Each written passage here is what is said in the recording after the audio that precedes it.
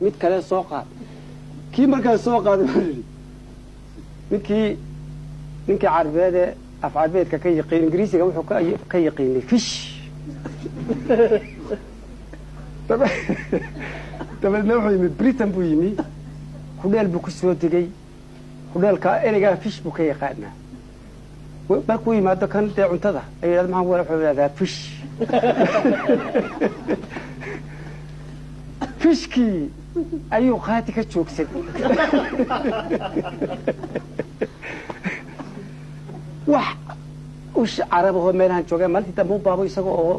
ayuu baabo mid cabeetay alla oo dhoofiyo degdegsan ayuu la kulmay kif xaalak ya hala warbali war carabad ha warniyo ingiriisiga soo ma taqaanid ha shawninku wuxuu aad u jeclaa caanaha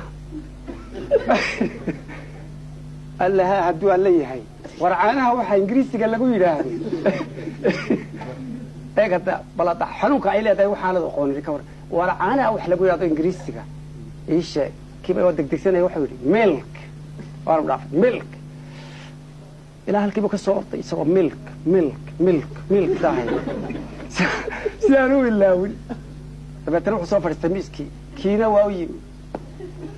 كل يوم حاكو كنا مركز سوري ميلك دعاء ووالد كيف بقولي هوتل كول